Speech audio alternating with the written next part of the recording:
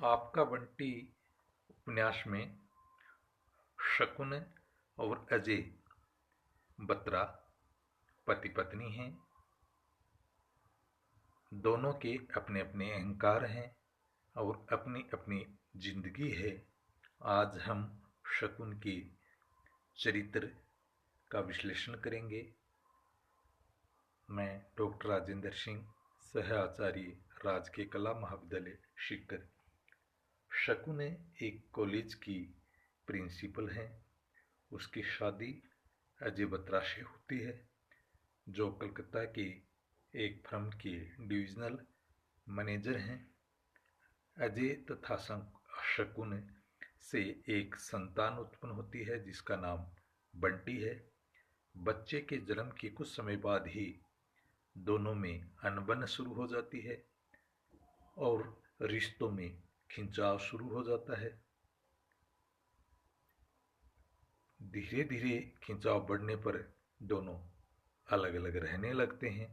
शकुन के पास में ही बंटी रहता है। बंटी की शकुन ने बहुत अच्छी तरह से हैं 7-8 वर्ष तक देखभाल की है। अब अजय मीरा से दूसरी शादी कर लेता है तो शकुन भी डॉक्टर जोशी से विवाह कर लेती है। बंटी, जो कभी प्राणों का प्यारा है रहा है, वह धीरे धीरे उपेक्षित हो जाता है। शकुन उसे पापा के साथ में भेज देती है। बंटी को भेजने के पश्चात वह अंतर्द्वंद से घिर जाती है।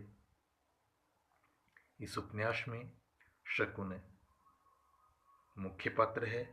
लगभग 10 वर्ष तक अजय के साथ में दाम्पत्य जीवन जीने के बाद में रिश्तों में आई दरार के फलस्वरूप तलाक लेने को है मजबूर होना पड़ा है। विरस जीवन एवं दासता से मुक्ति की चाह के चलते मुक्ति तो मिल गई, किंतु क्या इससे समस्या का समाधान मिला?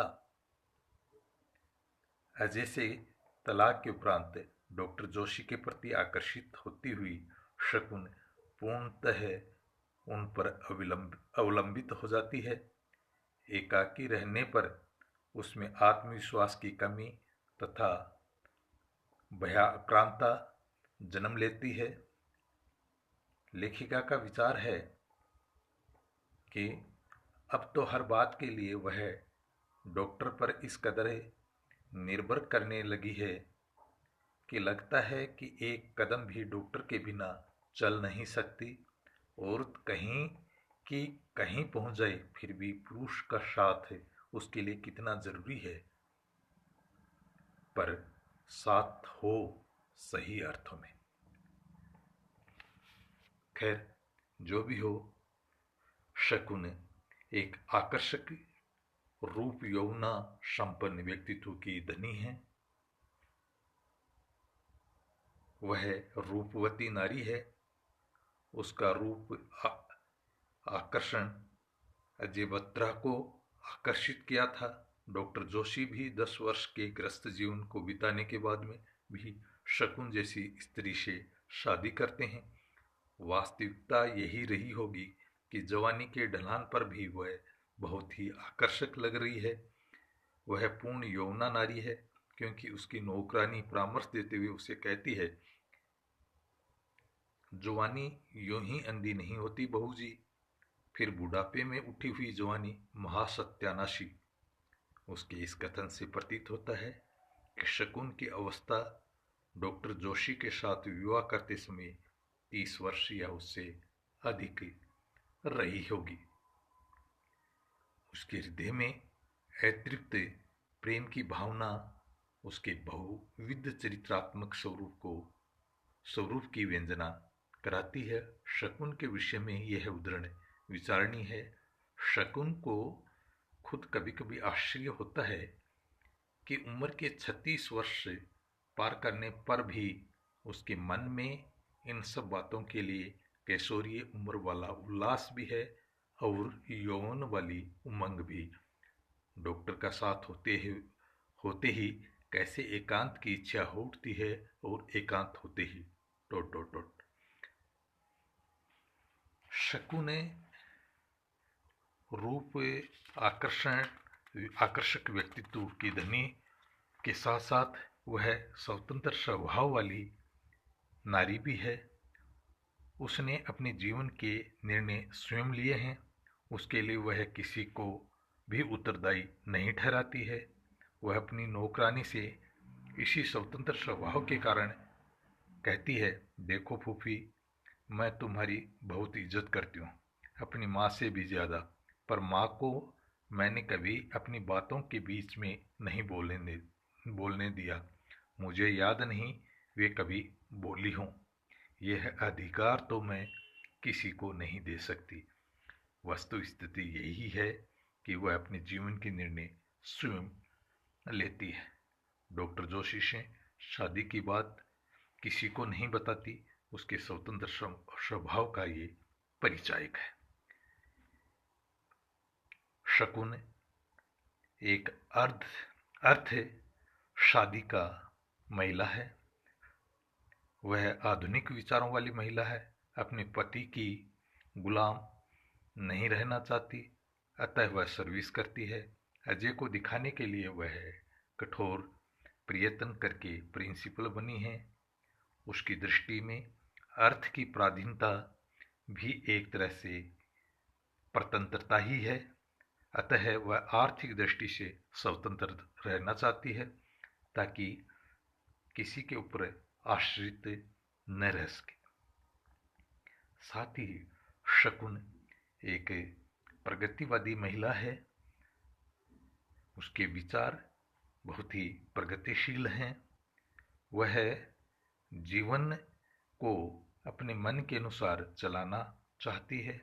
वह आज की दुनिया में पड़कर अपने जीवन को नष्ट नहीं करना चाहती। इसी कारण वह पुनः नया जीवन शुरू करती है। वह अपने व्यक्तिगत सुख के लिए किसी भी प्रकार की बाधा बर्दाश्त नहीं करती है।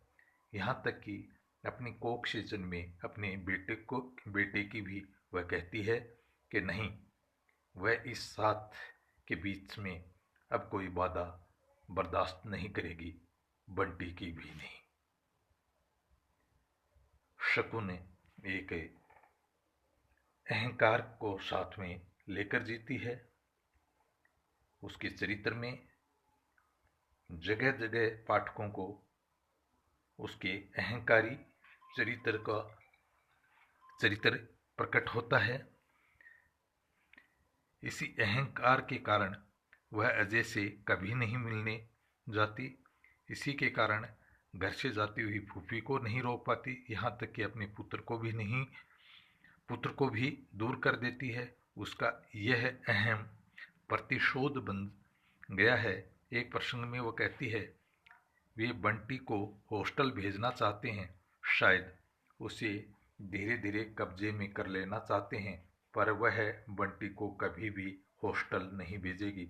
वह जानती है कि अजय बंटी को बहुत प्यार करता है, पर अब तो वह बंटी से मिलने भी नहीं देगी।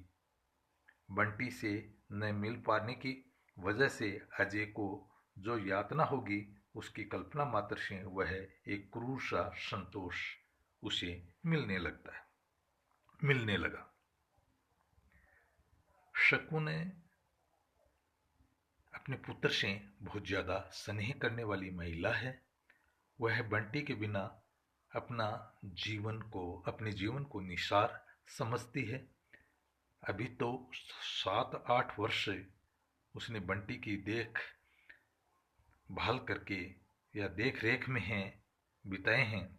वह उसका बहुत ध्यान रखती है। लेखिका उसकी मनोवृत्ति का निरूपण करती हुई कहती है कि बाहर ठंडक बहुत ज़्यादा बढ़ चुकी है। अपने में ही डूबे डूबे उसे पता ही नहीं लगा। उसने जल्दी से बंटी को गोद में उठाकर साड़ी का पल्ला उसके चारों ओर लपेट दिया और उसे भीतर ले आई। बहुत ही धीरे से संभाल कर उसे पलंग पर सुला दिया, जैसे कुछ बहुत ही अमूल्य, बहुत ही कीमती हो। शकुन इसके साथ में है प्रेमिका स्वरूप में भी एक प्रेम की शादी का महिला है। इसमें कोई संदेह नहीं कि शकुन और अजय को हार्दिक स्नेह करती है। उसका यह स्नेह वास्तविक है, दिखावटी नहीं है। उसे अजय से अलग हो जाने के बाद सदा यही आशा रही है कि शायद अजय समझौता कर ले। वह तलाक देने तक बराबर ही इसी आशा तंतु से ताने बाने बुना करती थी। अजय के प्रति हार्दिक स्नेह की प्रबलता से ही उसे खोने के शोक से क्षुभित होती हुई शकुन प्रतिशोध रूप में डॉक्टर जोशी से विवाह करती है। वस्तुतः हार्दिक प्यार तो वह अजय से ही करती है, जोशी से नहीं। इस प्रकार शकुन का चरित्र एक बहुआयामी है चरित्र रहा है।